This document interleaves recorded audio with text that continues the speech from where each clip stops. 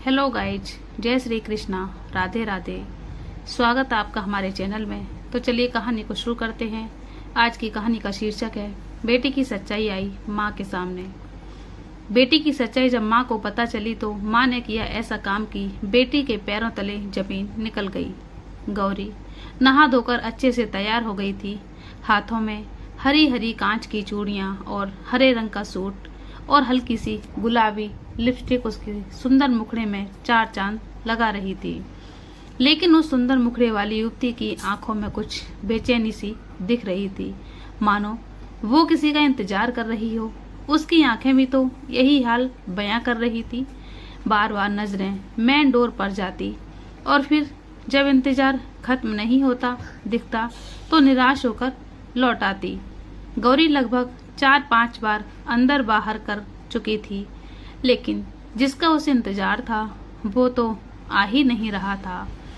उसकी माँ अलका जी ने जब उसे इस तरह बेचैनी में चहलकदमी करते देखा तो बोली, क्या हुआ गौरी, तुम परेशान क्यों लग रही हो?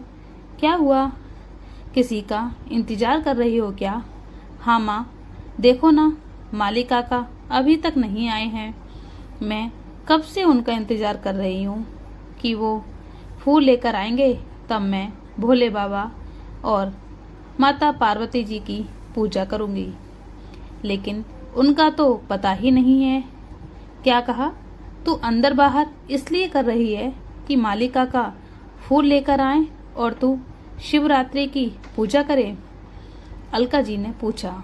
हाँ, तो इसमें चौंकने वाली क्या बात है माँ? चौंकने वाली बात नहीं है तो क्या है? तू और बिना कहे पूजा करने के लिए तैयार हो रही है।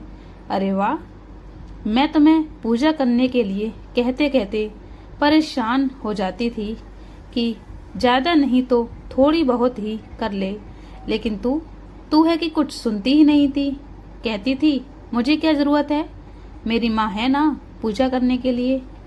आज क्या बात है, तू आज ना सिर्फ पूजा करने के लिए तैयार है बल्कि हाथों में हरी हरी चूड़ियां भी पहनी हैं। नहीं तो कहती है मेरे हाथों में ब्रेसलेट ही ठीक है। आज भगवान से कुछ विशेष मांगना है क्या? ओफो माँ, यहाँ मैं उनके इंतजार में परेशान हो रही हूँ और आपको मजाक सूझ रहा है। रोज तो 7 बजे के पहले ही फूल पहुँचा देते थे, लेकिन आज देखो काका आ ही नहीं रहे हैं। आपकी ही बात मान रही हूँ, आप ही न कहती हैं कि किसी विशेष दिन लड़कियों को भगवान की पूजा करनी चाहिए, अच्छे कपड़े पहनना चाहिए, हाथों में चूड़ियाँ पहननी चाहिए, इसलिए। और आप हैं कि क्या से क्या सोचती हैं? गौरी ने अपनी माँ से कहा। वाह, मेरी बेटी तो बहुत समझदार हो गई है। पर बेटी, आज महाशिवरात्रि का पर्व है। काका जी को बहुतों के घर को फूल देने होंगे, आने में देर तो होगी ना। वैसे आज तुझे ऐसे देखकर बहुत अच्छा लग रहा है। भगवान तेरी हर मुराद पूरी करे। तू जो चाहती है भगवान तुझे वो दे।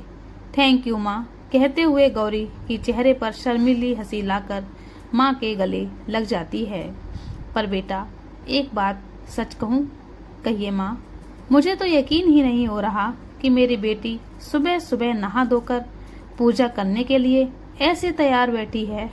माँ, आप भी ना, प्लीज मजाक मत कीजिए। ठीक है बेटा, मजाक नहीं करूँगी। माँ, मैं ही ऐसी शक्ति होती है जो बच्चों के चेहरे को पढ़ लेती है। उसके दिल में क्या चल रहा है, उसकी आंखें बच्चों के चेहरे को पढ़ लेती हैं।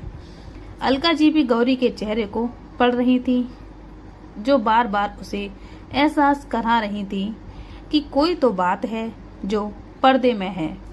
जो लड़की चूड़ियाँ इयररिंग्स पहनने से हमेशा आनाकानी करती रहती थी, बहुत जिद करने पर कुछ पूजा पाठ करती थी, वो आज बिना बोले ही पूजा करने के लिए तैयार थी। बेटी के मन में कुछ तो चल रहा था, ये तो वो उसे देखते ही समझ गई थी। लेकिन बेटी के उत्साह उमंग का कोई सवाल पूछकर कम नहीं करना चाहती थी, इसलिए चुप रह गई और बिना कुछ और सवाल किए उसे थोड़ा इंतजार करने को कहकर किचन में जाने लगी। तभी उन्हें दूर से माली काका आते दिखाई दिए और वो बेटी की ओर मुखातिब हो गई। गौरी देख, तू जिनका इंतजार कर रही थी वो आ रहे हैं। अब जल्दी से फूल ले और जाकर पूजा कर। माली काका गेट खोलकर अंदर आ ही रहे हैं। माली काका को अपने कंपाउंड में घुसते देख गौरी तेजी से उनकी ओर बढ़ जाती है और कहती है, नमस्ते माली काका। नमस्ते बेटा, कैसी हो? बेटा ठीक हूँ, और आप? हम भी ठीक हैं। बिटिया आज बड़ी जल्दी उठ गई। हाँ काका, आज महाशिवरात्रि है ना, तो सोचा थोड़ी पूजा कर लूँ। सुबह जल्दी से नहा धोकर तैयार थी कि कब आप आए तो मैं पूजा शुरू करूँ। पर काका आपने आज तो बहुत देर कर दी। हाँ बिटिया, आज बहुत जगह फूल बांटने जाना होता है ना। सुबह 4 बजे से उठकर अपने बगीचे से फूल बेलपत्र वगैरह जुटाकर ध्यान से देख देख कर एक एक पन्नी तैयार की है कि किसी में कुछ छूट ना जाए। तब जाकर घर से निकला हूँ। इसी सब में देर हो गई। चलता हूँ बेटा, बहुतों को अभी भी फूल माला देने जाना है। ठीक है काका। माली काका फूल देकर चले जाते हैं और गौरी खुशी से पूजा रूम की ओर बढ़ जाती है। पूजा करने के बाद गौरी प्रसाद खाकर अपने कमरे में चली जाती है। अलका जी भी किचन में नाश्ता बनाने चली जाती हैं। नाश्ता बन जाने के बाद वो गौरी को खाने के लिए बुलाने उसके कमरे में जाती हैं, लेकिन वहाँ कुछ ऐसा देखती हैं कि उसके कदम दरवाजे पर ही थम जाते हैं। अलका जी जब नाश्ता तैयार कर लेती हैं तो उसे ध्यान आता है कि गौरी ने तो अभी तक कुछ भी नहीं खाया है। उसे तो सुबह जल्दी खाने की आदत है और आज तो काफ़ी देर हो गई थी। उसके पेट में तो चूहे की उछल कूद भी शुरू हो गई होगी, क्योंकि पिछले हफ्ते ही तो सुबह किसी काम से बाहर चली गई थी और खाना बनाने में देर हो गई थी। तो गौरी का तो भूखे मारे बुरा हाल था। बार बार किचन में आकर एक ही सवाल कर रही थी, माँ कितनी देर है खाना बनाने में? मुझे भूख बर्दाश्त नहीं हो रही। बेटा बस थोड़ी देर और, तब तक तू कुछ फल खा ले। माँ आप तो जानती हैं ना, मुझे फल दिन में पसंद नहीं है। आप जल्दी खाना बनाओ। अलका जी ने सब्जी बना ली थी और दाल चावल बन रहे थे। उनके बनने में थोड़ी देर थी, इसलिए अलका जी ने जल्दी जल्दी आटा गूंथकर उसके लिए पराठे बनाकर उसे खाना परोस दिया था। तब जाकर वो शांत हुई थी, नहीं तो हो हल्ला मचाकर रख दिया था। और आज भी कहीं वैसा हाल ना हो जाए, पहले उसे ही बुलाकर खिला देती हूँ। अलका जी ये सोचकर मुस्कुराते हुए उसके कमरे में जाती हैं तो देखती हैं कि गौरी अपनी ही दुनिया में गुम थी। जैसे आसपास क्या हो रहा है इसका भी उसे अनुमान नहीं था। वो तो बस अपने हाथों में पहनी चूड़ियों को बहुत ही प्यार से सहला सहला कर मुस्कुरा रही थी। ऐसा लग रहा था जैसे इस समय वो ही उसके लिए सबसे प्यारी है।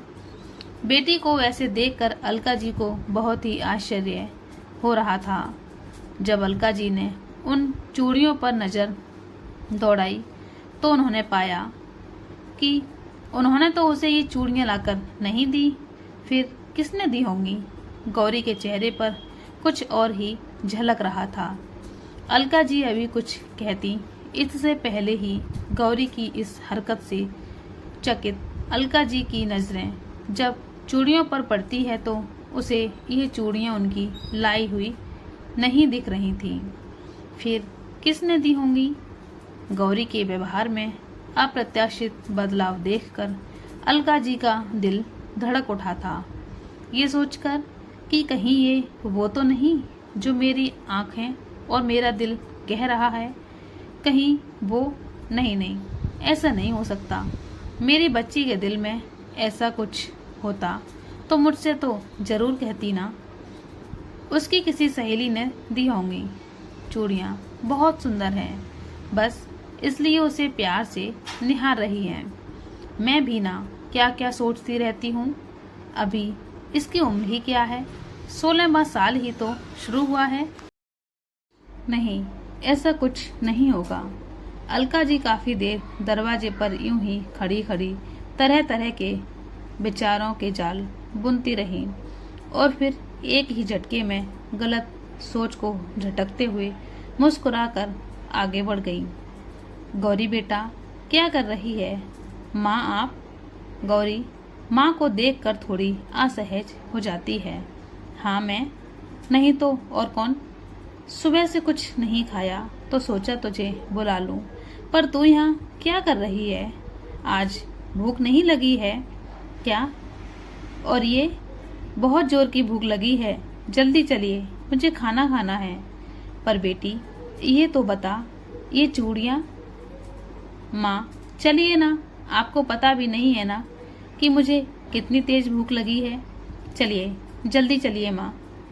अलका जी चूड़ियों को देखकर उसके संबंध में कुछ पूछती, इससे पहले ही गौरी अचानक ही बेचैन होने लगती है और आगे कुछ बोलने से पहले ही कमरे से बाहर निकल जाती है। नाश्ते के टेबल पर पहले की तरह ही गौरी हो हल्ला मचा रही थी, लेकिन अलका जी को उसमें पहले वाली बात नजर नहीं आ रही थी। ऐसा लग रहा था जैसे उनकी बेटी ये सब बस इसलिए कर रही है कि कुछ सच सामने न आ जाने का भय उसे नजर आ रहा है। नाश्ता खत्म कर गौरी फिर अपने कमरे में चली जाती है और तेजी से अपना मोबाइल उठाती है। 7-8 मिस कॉल देखकर उसकी बेचैनी बढ़ जाती है। ओ नो, इतने सारे मिस कॉल, मैंने फोन नहीं उठाया, बेचारा बहुत परेशान हो रहा होगा। गौरी तेजी से उस इंसान को फोन लगाने लगती है जिसने मिस कॉल की झड़ी लगा दी थी। फोन लगाते ही वक्त वह भड़क उठा। हेलो, कहाँ थी तुम? कमाल करती हो, यहाँ मैं फोन पर फोन लगाए जा रहा हूँ, पूरी रिंग भी बज रही है, लेकिन आपने तो जैसे फोन रिसीव नहीं करने की कसम खा ली थी। शुक्र है अब कसम टूटी तो सही। पता है यहाँ मैं कितना परेशान हो रहा था। जानती हूँ बाबा, मेरे फोन नहीं उठाने पर तुम परेशान हो जाते हो, लेकिन मैं भी क्या करूँ, सबके सामने तुमसे बात थोड़े कर सकती हूँ। अच्छा ठीक है, पहले ये बताओ चूड़ियाँ पसंद आई या नहीं? चूड़ियाँ बहुत अच्छी हैं, बस चूड़ियाँ ही अच्छी हैं कि कुछ और भी? गौरी के गालों पर गुलाबों सी सुर्खी बिखर रही होती है। शर्मीली मुस्कान कुछ कहने को लव खोल ही रही होती है कि अचानक कुछ ऐसा होता है कि गौरी एकदम से असहज हो जाती है और उसके हाथों से मोबाइल छूटकर नीचे गिर जाता है। गौरी अपने कमरे में हंस हंस कर किसी से दबी जुबान में बातें कर रही थी। उसके आंखों में अजीब सी चमक दिख रही थी, लेकिन बातों के बीच अचानक ही अपनी माँ को सामने देखकर उसके चेहरे का रंग बदल जाता है और उसके हाथों से फोन जमीन पर गिर जाता है। माँ आप? हाँ मैं। तुम किससे बात कर रही थी? माँ मैं वो। देखो, झूठ बोलने की कोशिश मत करना। क्या बात है, मुझे सही सही बताओ। किसी लड़के से बात कर रही थी ना तुम? और ये चूड़ियाँ भी उसी ने दी है ना तुम्हें? कौन है, किस जाति किस धर्म का है? तुमने तो हमारी नाक ही कटा दी। तुझे यहाँ रहने का कोई हक नहीं, जा निकल यहाँ से। तड़ाक की आवाज के साथ ही जोर का थप्पड़ गौरी के गाल पर पड़ जाता है और वो चीख पड़ती है। नहीं माँ, मेरे साथ ऐसा मत करो, मुझे घर से मत निकालो। क्या हुआ बेटी, ये तू क्या बोले जा रही है? आंखें खोल, देख तेरी माँ तेरे पास है। गौरी जब आंखें खोलती है तब उसे एहसास होता है कि जो कुछ भी अभी उसने देखा वो तो उसकी कल्पनाएं थीं, जो खुली आंखों से उसे सच्चाई का आभास करा गई। गौरी के चेहरे पर अब भी पसीने की बूंदें झिलमिला रही थीं, लेकिन फिर माँ के स्पर्श से वो सामान्य हो जाती है। माँ उसे कुछ देर आराम करने की कहकर कमरे से निकल जाती हैं और गौरी अतीत के उस गलियारे में दौड़ लगा देती है जब उसकी मुलाकात राहुल से हुई थी। कॉलेज का पहला दिन था। मन में खुशी और डर के मिले जुले एहसास के साथ गौरी ने जैसे ही गेट के अंदर प्रवेश किया कि अचानक ही वह एक लड़के से टकरा गई। ओहो, क्या देखकर नहीं चल सकते? सारी बुक गिरा दी। सॉरी, मैं अभी उठा देता हूँ। किसी से टकराते ही गौरी के होठों से खुद व खुद ये शब्द निकल जाते हैं, लेकिन जैसे ही उसकी नज़र उस लड़के के चेहरे से टकराती है वो उसके शब्द पर विराम लग जाते हैं। स्मार्ट पर्सनालिटी का लड़का जिसकी आंखों में शराफत की खुशबू बिखेरती दिख रही थी, वो घुटनों के बल बैठकर उसकी सारी बुक उसके हाथों में थमा देता है। माफ कीजिएगा, मैंने ये जानबूझकर नहीं किया। वैसे यदि आपको किसी तरह की परेशानी हुई है तो उसके लिए मैं माफ़ी मांगता हूँ। सॉरी। एक हल्की सी मुस्कान भरकर वो लड़का आगे बढ़ जाता है और गौरी को अपने कहे शब्दों पर अफसोस होने लगता है कि क्यों उसने उसे कड़े लहजे में कहा, जबकि गलती सिर्फ अकेले उसकी नहीं थी, गलती तो उसकी भी थी। खैर, जब वो अपने क्लासरूम में पहुंची तो टीचर सबको पढ़ा रही थी। गौरी ने दरवाजे पर पहुंचकर धीरे से कहा, एक्सक्यूज मी मैम, क्या मैं अंदर आ सकती हूँ? उसे देर से पहुंचते देखकर टीचर उसकी ओर देखकर कहती है, कौन हो तुम? तुम्हें पता नहीं है कि 9:10 से क्लास शुरू हो जाती है? देर क्यों हुई, कारण बताओ। मैम वो सॉरी मैम। टीचर की जोरदार और गंभीर आवाज से गौरी घबरा जाती है। एक तो पहला दिन और उस पर भी गंभीर शख्सियत वाली मैम से सामना। कुछ शब्द चाहकर भी जुबान से नहीं निकल पाए। टीचर कई बार उससे कारण पूछती है, लेकिन जब उन्हें कोई जवाब नहीं मिलता तो वो गुस्से में क्लास में नहीं घुसने का फरमान जारी कर देती है, जिससे गौरी के चेहरे पर परेशानी के भाव झलक जाते हैं। लेकिन उसी वक्त एक आवाज वातावरण में गूंज उठती है, excuse me ma'am, ma'am please इन्हें क्लास में आने की परमिशन दे दीजिए। इन्होंने जानबूझकर देर नहीं की है। गौरी के साथ साथ क्लास के सारे स्टूडेंट का ध्यान उसकी ओर चला जाता है। तभी मैम बोल पड़ती हैं, अरे राहुल तुम, पर तुम कैसे इस लड़की की देर की वजह जानते हो? मैम मैं इसलिए जानता हूँ कि मेरी और इनकी टक्कर हो गई थी, जिस वजह से इनकी बुक्स वगैरह बिखर गए थे, उसे ही समेटने में इन्हें देर हो गई। मैम इनका पहला दिन है, प्लीज पहले दिन तो सजा नहीं मिलनी चाहिए ना? अच्छा ठीक है, तुम मेरे बेस्ट स्टूडेंटों में आते हो इसलिए ठीक है, अब तुम जाओ अपनी क्लास में। वृंदा मैम क्लास की ओर ही बढ़ रही हैं। जी मैम। एक सरसरी नजर गौरी पर डालकर राहुल वहां से चला जाता है और मैम राहुल से हटाकर गौरी के चेहरे पर अपनी नजरें टिका देती हैं। कारण तो तुम भी बता सकती थी ना, फिर बताया क्यों नहीं? वैसे तुम्हारा नाम क्या है? मैम मैं गौरी। आज मेरा पहला दिन है। गौरी नाइस नेम, पर तुम्हारा पहला दिन क्यों? क्लासेस शुरू हुए 1 हफ्ता गुजरने को है। इतने दिन कहाँ थी? क्लास क्यों नहीं कर रही थी? मैम, मैं किसी जरूरी काम से शहर से बाहर थी, कल ही लौट कर आई हूँ। गौरी अभी मैम को ये सब बता ही रही होती है कि तभी कॉलेज का एक स्टाफ रूम में दाखिल होता है। मैम, आपको प्रिंसिपल मैम ने बुलाया है। अच्छा, तुम चलो, मैं आती हूँ। स्टाफ को समझाकर मैम गौरी की ओर मुखातिब हो जाती हैं। अच्छा चलो गौरी, अपनी सीट पर बैठो, मैं प्रिंसिपल मैम से मिलकर अभी आती हूँ। जी मैम। मैम के जाते ही गौरी आगे बढ़ती है, लेकिन कुछ देखकर उसके कदम ठिठक जाते हैं। मैम के जाते ही गौरी क्लासरूम में प्रवेश करती है, लेकिन अभी चंद कदम ही चली थी कि उसे ऐसा लगा जैसे कोई उसे निहार रहा है। उस एहसास के नक्शे कदम पर जब उसने नजर उठाई तो राहुल उसे खिड़की के बाहर से झांकता दिखाई दिया। गौरी के लिए इस तरह किसी लड़के द्वारा खुद को देखना नया नहीं था, लेकिन फिर भी पता नहीं उस नजरों में उसे क्या दिखा कि वो थोड़ी असहज सी हो गई। दिल की धड़कनें तेज हो गई और कदम जहां थे वहीं थम से गए।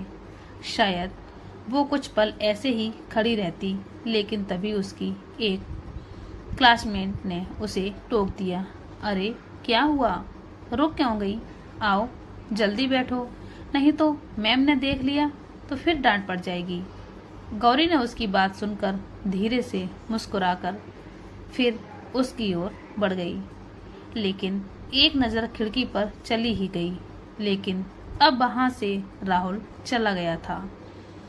थोड़ी देर में ही मैम आ गई और फिर लेक्चर शुरू हुआ, लेकिन गौरी का मन पढ़ाई पर कम, राहुल पर अधिक था।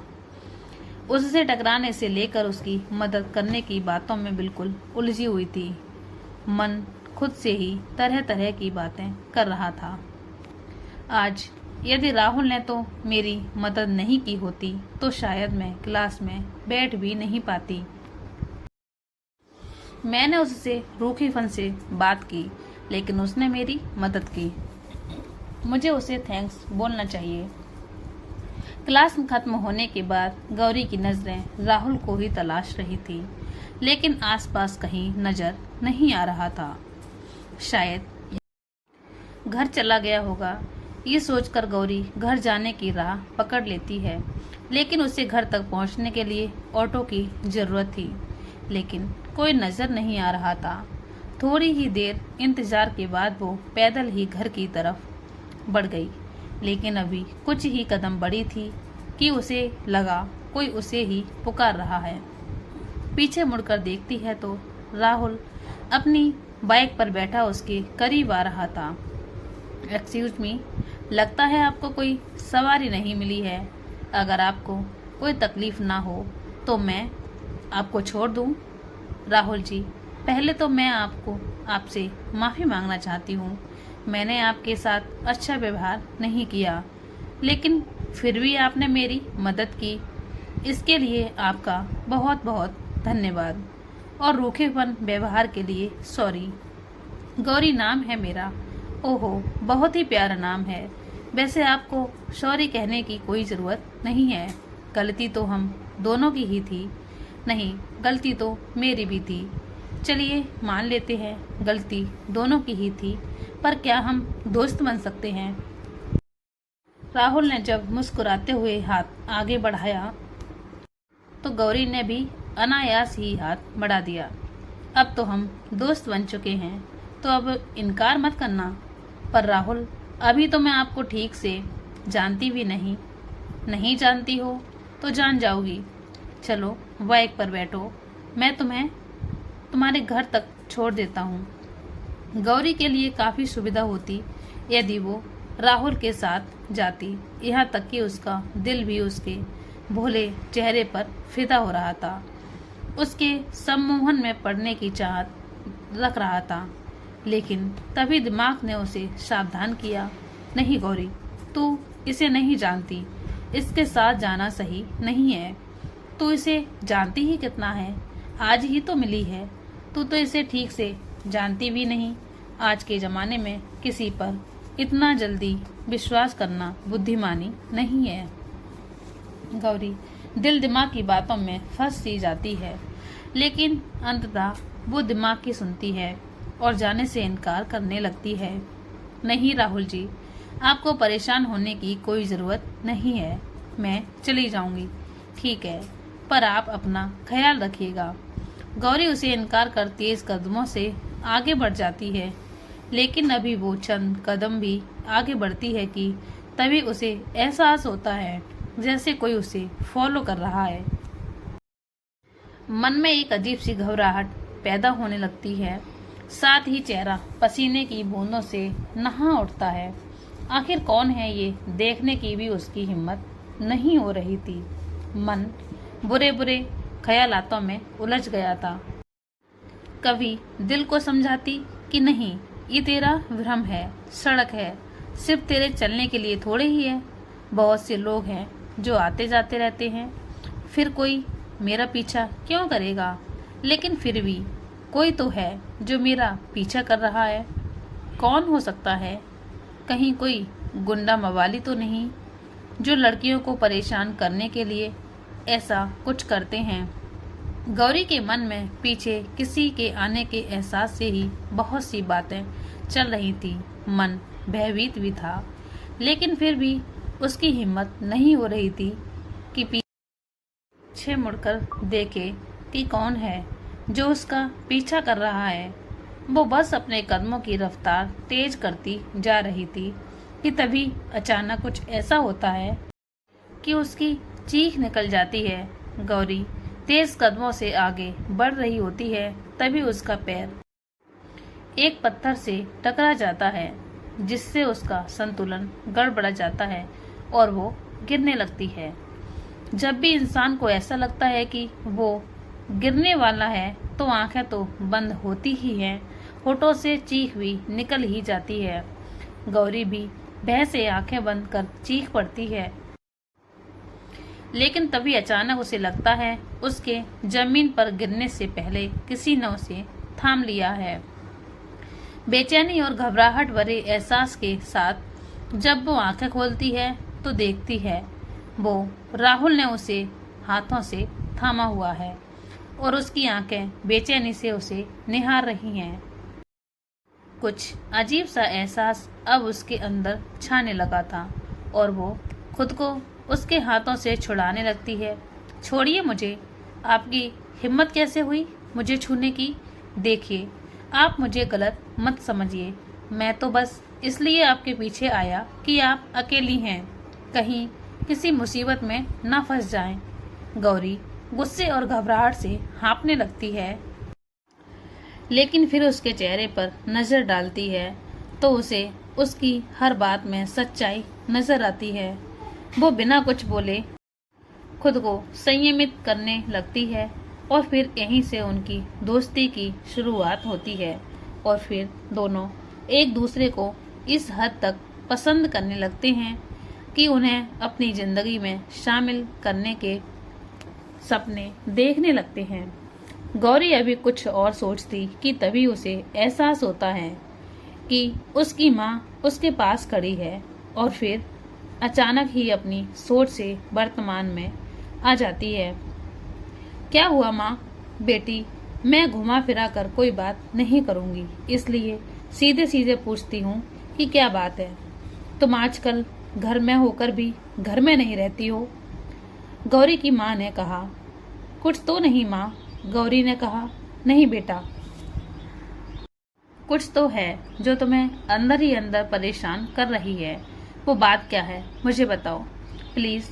तेरी माँ तुझे ऐसे नहीं देख सकती। गौरी की आंखों में माँ की ममता भरी बातें सुनकर आंसू आ जाते हैं और वो उनसे लिपट कर वो सारी बातें बता देती है जो उसके दिमाग में चल रही थी। माँ बेटी के दिल का हाल जानकर चकित रह जाती हैं। उसे तो पहले अपने कानों पर विश्वास ही नहीं होता, लेकिन सच तो आखिर सच ही होता है। उससे मुंह मोड़ने से सच बदल तो नहीं जाता। एक और दिल कह रहा था कि वह केवल बेटी का आकर्षण है लेकिन फिर भी उसकी आंखों में उसे कुछ ऐसा दिख रहा था जो उससे कह रहा था कि नहीं, यह आकर्षण नहीं बल्कि प्यार है। तभी तो उसने चंद दिनों में ही बेटी में बदलाव नजर आने लगा था। ये तो तभी होता है जब दिल और आंखों में कोई बस सा जाता है। लेकिन फिर भी वो एक बार तसल्ली कर लेना चाहती हैं। क्या तुम सचमुच राहुल को पसंद करती हो? हाँ माँ, पर बेटा तुम्हारी उम्र में अक्सर बच्चे महज आकर्षण को प्यार समझ लेते हैं। माँ, पहले मुझे भी ऐसा ही लगा था, लेकिन अब मुझे लगता है कि नहीं, मेरा दिल उसे पसंद करने लगा है। ना जाने क्यों उठते बैठते सोते जागते मुझे उसका ही ख्याल आने लगे हैं। माँ, आप अपनी बेटी को खुश देखना चाहती हैं ना? हाँ बेटा, तू खुश है तभी तो मैं भी खुश हूँ। माँ, उसी प्यार का वास्ता है, आप मुझे राहुल से अलग मत होने दीजिए। वो भी मुझे बहुत पसंद करता है। लेकिन कुछ भी कहने से पहले वो आप लोगों की रजामंदी चाहता है। उसने मुझसे कहा है कि हम तब तक इस रिश्ते को कोई नाम नहीं देंगे जब तक हमारे परिवार वाले इसके लिए तैयार ना हों। माँ, मुझ पर यकीन कीजिए, राहुल बहुत ही अच्छा लड़का है। वो मुझे बहुत खुश भी रखेगा, मुझसे ज्यादा खुश रखेगा। गौरी अभी माँ से दिल की बातें बयां कर ही रही थी कि तभी वातावरण को चीरती एक आवाज से दोनों चौंक जाते हैं। सामने पापा को देखकर उसका मन सन्न रह जाता है। गौरी बुरे बुरे ख्यालात से घबराकर अपनी आंखें बंद कर लेती है। उसे ऐसा एहसास होता है कि जैसे कि पैरों तले जमीन निकल गई। तभी उसे एहसास हुआ कि किसी ने प्यार से उसके सर पर हाथ रखा है। झटके से जब आंखें खोलती है तो पापा उसके माथे को प्यार से सहलाते हुए मुस्कुरा रहे थे। बेटा, मैंने तुम्हारी सारी बातें सुन ली हैं। तुम्हें क्या लगता है हम प्यार के दुश्मन बन जाएंगे? नहीं बेटा, हमारी खुशी तुम्हारी खुशी में है। राहुल को कह देना अपने परिवार वालों से जल्द ही मिलाए, और तुझे भी हरी कांच की चूड़ियां पहनाने की तैयारी शुरू कर देनी चाहिए। सच पापा? हाँ मेरी गुड़िया, हाँ। गौरी को ये सब किसी सपने से कम नहीं लग रहा था। उसकी खुशी का ठिकाना ही नहीं था। खुशी के मारे उसकी आंखों से झरझर आंसू बह रहे थे और वो माँ पापा को धन्यवाद कहते हुए उनके पैरों में झुक जाती है। गौरी राहुल को फोन लगाकर सारी बात बताती है कि मेरे मम्मी पापा को सब कुछ पता चल चुका है और उन्होंने हमारे रिश्ते को स्वीकार भी कर लिया है। तुम अपने मम्मी पापा से बात करके जल्दी से मेरे पापा मम्मी से मिलवाओ। राहुल ये बात सुनकर बहुत खुश हुआ और अपने घर अपने मम्मी पापा से गौरी के बारे में बात करता है और दोनों परिवार की सहमति से दोनों की उम्र पूरी होने के बाद शादी करने का फैसला कर लिया जाता है और कुछ दिनों बाद दोनों की शादी कर दी जाती है। दोनों बहुत खुश थे। तो चलिए दोस्तों, ये कहानी आपको कैसी लगी हमें कमेंट करके ज़रूर बताना। और आप हमारे चैनल पर नए हैं तो हमारे चैनल को सब्सक्राइब कर लीजिए। कहानी को पूरा देखने के लिए धन्यवाद। तो चलिए मिलते हैं एक और नई कहानी के साथ। तब तक के लिए जय श्री